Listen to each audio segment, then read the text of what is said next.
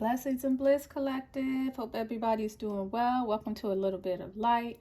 This is Sunday, June 25th, and I just wanted to come in here really quickly and talk about the sign of Cancer and the fourth house. Okay, a lot has been coming to me the past couple of days, the past couple of weeks, and I know that it's Cancer that has heightened my spiritual faculties. I'm recalling a lot of my dreams. There's a lot of mediumship that deals with Cancer. There's a lot of spirituality just because it is a water sign. And it deals a lot with the mother, but it also deals with the father. And before I start, you guys are new here, you're more than welcome.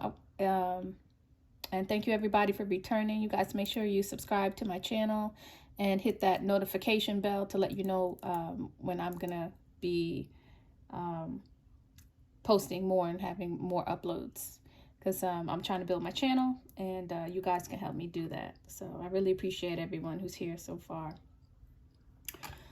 So there is a bit of a debate. I don't think it's really a debate, honestly. I think, you know, they both play a big role as to whether the fourth house rules the father or the mother. And, you know, I took some time today to think about how I would articulate it. And I am in agreement that it is ruled by the father. But the mother does play a very big role. And so, in a positive way. But in a negative way, I do want to touch on narcissism. And I want to talk about it, you know, from a professional standpoint and not the layman term as to how it's just being thrown around. Because I do not believe that what people are calling narcissists are truly narcissists. Just because you don't like what an individual is doing doesn't necessarily make them a narcissist, you know. And it seems like this word is being thrown around, but there is literal medical term for narcissism. And I believe, just because intuitively there's a lot of information coming to me at this time about narcissism, that we can correlate it with the sign of Cancer and the role of the mother in the sign of Cancer. Okay. So where do I start? Because that sounds kind of heavy. And I'm not a professional. I'm an astrologer. I'm a tarot reader. I also practice Ayurveda, and I'm an accountant by trade. Okay. So I'm not a psychologist, but astrology does touch on psychology and how the planets affect the emotions and the makeup of humanity and their personas. All right. So for whatever reason, not whatever reason, it was divinely inspired. In my feed, right before Cancer, as Gemini's leaving, in the third decan of Gemini, I start getting in my feed, my YouTube feed, a psychiatrist. Let's see, here we go. I have to go back and see his credentials, but by the name of Sam Vaknin, and I'm messing up his name, but I'll post all of this in the description. Don't worry. I believe his name is Sam Vaknin. I think the K comes first, and he's a self-proclaimed narcissist, but he's also a psychiatrist. Okay, and he has a term, and I don't know that he coined it, but something called the dead mother. And there's two types of mother in psychology. You have the dead mother, and then you have the good enough mother. The good enough mother has all of the traits of the fourth house. She provides nourishment, she provides love, she provides attention, shelter. All of those things are provided.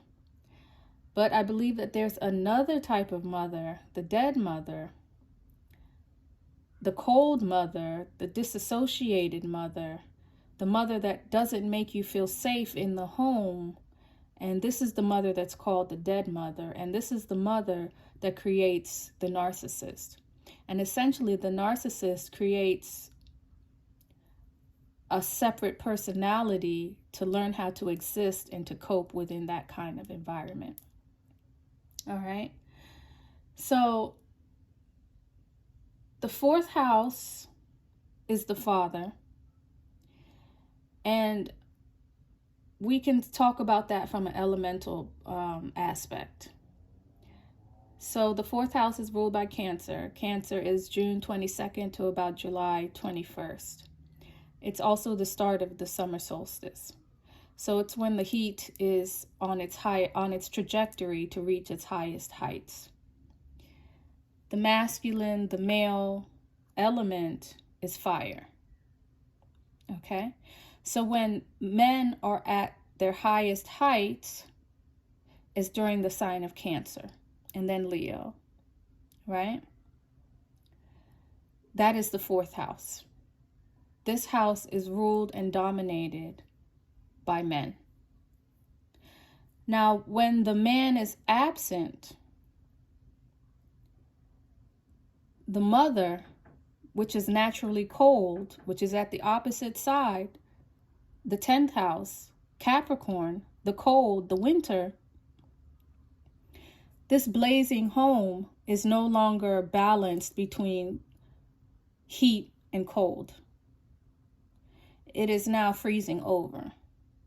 So at a time when you should be your warmest, you are now cold with the dead mother. The good enough mother is going to provide shade from the heat, right? If the masculine is fire and it's heat, the good enough mother is going to protect you from that heat. She's going to give you shade. She's going to protect you. She's going to cool you down from the fire, from the blazing of the fire. That is the mother's role in the fourth house, to make you comfortable. Cancers make you comfortable. Okay? Don't let a Cancer get hot. Cancers don't like to get hot. Okay? They don't like to get hot. They're going to give you fresh drinks, refreshing drinks, cool shade, nice clothes, comfortable clothes. They like to be comfortable. Okay? That is the nurturing of the Cancer, whether they're male or female. Okay? So the role of the mother in the fourth house is to counteract or to balance the masculine. And when you look at the 10th house and you look at Capricorn, this is the night. This is where the mother is at her finest. Okay? But who do you see in the 10th house? You see government, you see strength, you see vibrato, you see all of that. And it's because that is the fire that's needed to balance out the cold. Okay? So winter is feminine. Summer is masculine. But the opposite has a greater visibility because they want to balance the other side. Okay? So in the summer, if the masculine is now gone out of the home, and I'll find a clip that I was watching. I don't know so much that Sam Vaknin speaks about the father. He doesn't touch on the father too much, or maybe, there's no way I could watch all of his videos. But he has an extensive collection of videos. So if you guys want to learn anything about narcissism, and it is prevalent, and I think it's prevalent because of the masculine not being in the home. I actually have another thesis about that. About the divine masculine and the divine feminine not being together, and the children that karmics create. But that's a whole nother story. I'm still observing that. But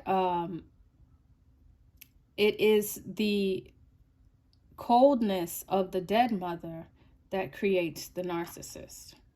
All right. So I wanted to take a look at it from the Neteru's standpoint. I did try to look at it from Greek mythology, and I could probably pull some references in there, but it goes easier with the Neteru, just because this is more feminine. It is more, Eastern tradition. Okay. Um, Greek and American psychology is going to be more towards the masculine. But we have to understand the feminine role, the feminine principle, to understand what's going on here. So the first deacon of Cancer is ruled by Amun. And Amun is the hidden. Okay? And we see that the snake Kemetef is wrapped around him. Kemetef is also identified as a bull, as a mother, as a bovine. The bovines are the women, or they represent the woman or the feminine. Okay, like the Milky Way is the great mother. Apet is the great mother. I'm sorry, she's a hippo, but they call their children calves. So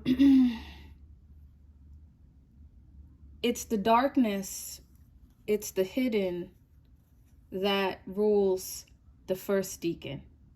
Okay? And so in this deacon, you can have a lot of mediumship.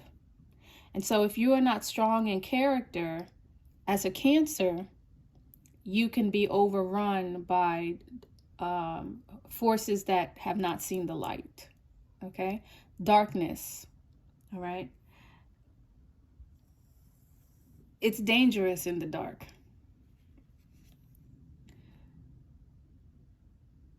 The dark is hidden, and it's where a lot of things are cultivated, but it's also a world filled with danger.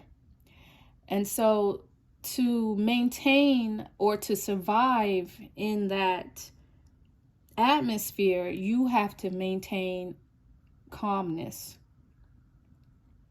You have to maintain your emotions. You cannot be overly emotional in that state, or you will be susceptible. You will stand out. You will be visible to prey. Okay? And you don't want to be visible to prey. And so Cancers have the role and responsibility of harnessing their emotions, even though they have the reputation of being overly emotional. That's when they've come to their brim. But prior to that, they spend a lot of their time trying to control their emotions because they don't want to be prey. All right? And it takes the light and the fire of Ra-Aman, the combination, to bring balance. But Amun on his own, without Ra, is in the darkness. Okay? So the nature of the feminine quality is within the darkness. And it's a nature that has to stay still. It's a nature that has to have poise. It's a nature that has to calm itself. All right? Stay still, like literally stay still, don't move, Isn't that what your mother tells you? Don't move, don't run, don't do this, don't do that, because she needs tranquility. She needs control. She needs peace. She needs to make sure that you are able to survive past this dark hour, to survive until the light comes. That is the mother's role, okay? If we look at Apet, and this is essentially the Two of Cups, we now see the mother with a reptile on her back. Okay? And so this is a feminine entity that has learned to survive amongst some of the most dangerous creatures. Okay? She has learned to survive amongst the dangerous creatures. And I think that somewhere between these two, the Ace of Cups and the Two of Cups, is where the dead mother can come about. Now, if Ra comes with his light and his fire and balances this, then she can see the true nature of what's going around her, and there won't be a need to have so much control because Ra is there, right? So one of two things will happen. The female will grab control for security's sake, or she will lose control, let go of control, and just be unresponding and overwhelmed. Now, when we get to the Three of Cups, we see Amsu. Amsu has fire within him. All right? Amsu is not ready to create, but he's still within the darkness. He is the bull of his mother. He is the fire of his mother. He does not know his father. His father and his mother created him in the darkness.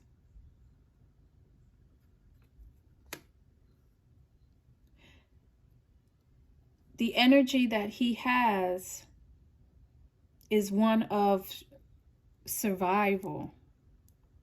Okay? Amsu has a story about being the demigod that procreated a nation. And he did that because there's a story that I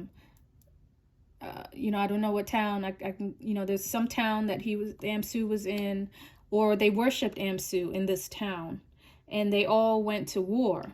All the men went to war, and they left Amsu in charge of their wives to protect her. And when they came back, all their wives were pregnant, right? All their wives were pregnant by Amsu.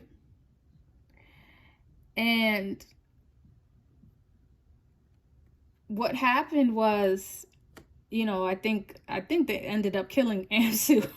I believe Amsu ended up dying, or something happened to Amsu. I'll go back and find the story. But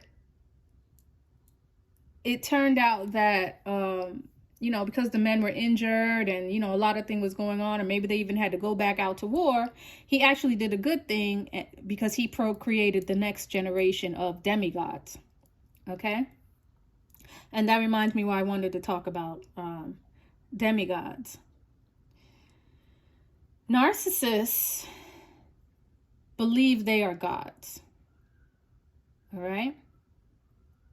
And I did a whole little segment the other day about how those that believe they are gods are the quickest to get torn down by God. But because Amsu was created in the darkness, he doesn't know his father. So he truly believes he is a god, a self-made god, right? And what happens with the demigod is they don't believe in God. And so they think they're better than man. They think they're better than mankind. And what happens is they seek control. They seek for man and women, because it does get into, sexuality.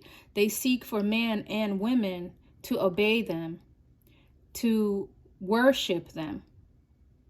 Okay? And remember, if they were raised by a dead mother, then they can also lack empathy, because the dead mother, her emotions are not useful to her.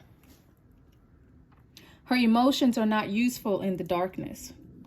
It's the fire, it's the man, it's the male, it's the sun child. They are emotional.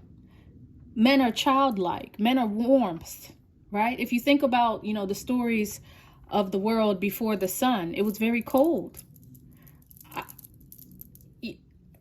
The earth rejoiced when Ra came. The earth rejoiced because of the warmth that Ra brought to the earth. All right? So Gaia, or what was her other name? It'll come back to me.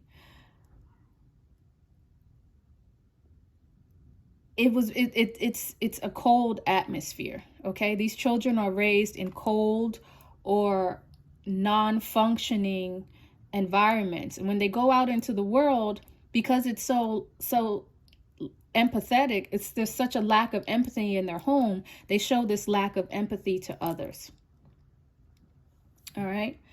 And so when these demigod children, when they step out of their homes from their dead mothers, they wreak havoc on society that had more balance, on those in society that were raised maybe with both parents or same parents, because, you know, I'm sure there's an identity for the father. I did see something, you know, I don't have statistics on it, but there was something about the statistics of men in jail raised by single mothers.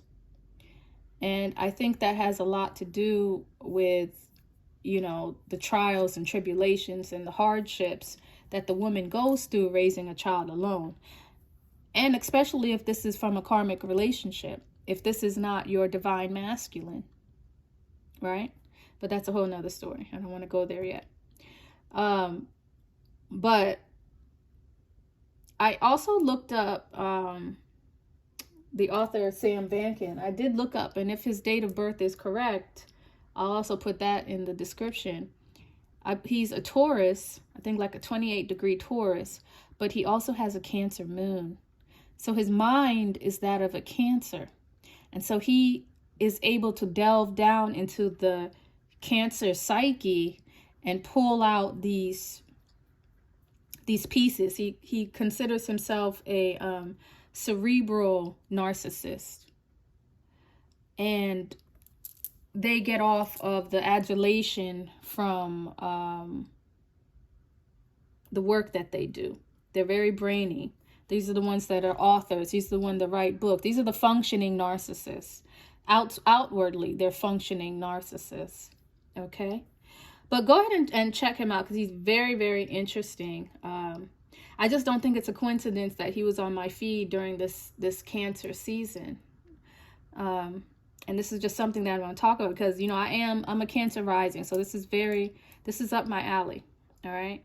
And there is something about an individual that feels he's God and narcissism, and their relationship between the narcissist and their mother. There is a relationship where the lines are blurred, where one begins and the other ends. It's very difficult. Or you'll see a lot of relationships where, you know, you'll ask yourself, is that their mother? Because the roles don't look right. It looks more like a sibling relationship, or it just, the hierarchy is not there. Let's put it that way. The hierarchy is missing between the dead mother and her demigod. Okay? She's raising him to be self-sufficient, which is what the fire should teach him, which is what the masculine should teach him. The masculine is the one who can teach him these roles. The mother is to provide nurturing, is to provide shade, is to provide comfort. But the teaching of how to be a man is from the masculine. The mother can teach him how to be of the dark, of the reptilian. And that just came to me. I didn't even know I was going to say that. The mother can teach him how to be a reptile. Every man for himself. Dog eats dog. That is what the mother in the darkness can teach. And it's not until the son of Ra comes in that he can learn humanity.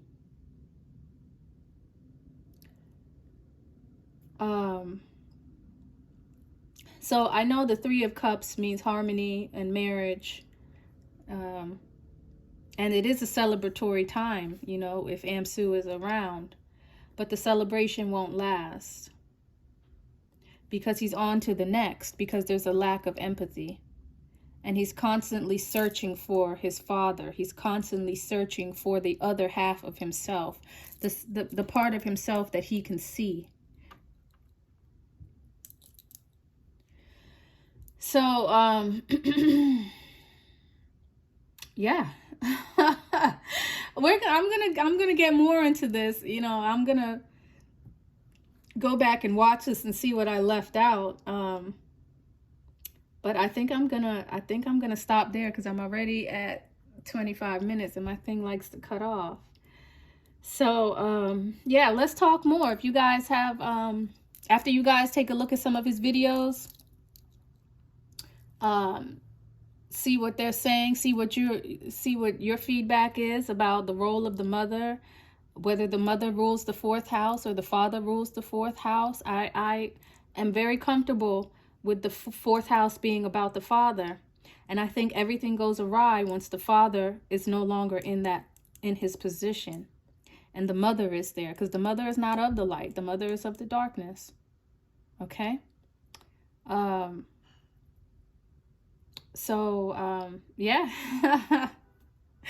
I'm just laughing because, you know, I feel like I need to go back and listen to what I just said, because some of this stuff was just coming down. Like, I need to go back and listen to what I was saying, and then I'm going to come again, because I just opened up something that I want to talk about, but I want to go back and read something real quick before I do that. So if you guys like this, go ahead and comment and share. Don't be stingy with your likes. And this is a little bit of light, and so I'll talk to you guys later. All right, bye.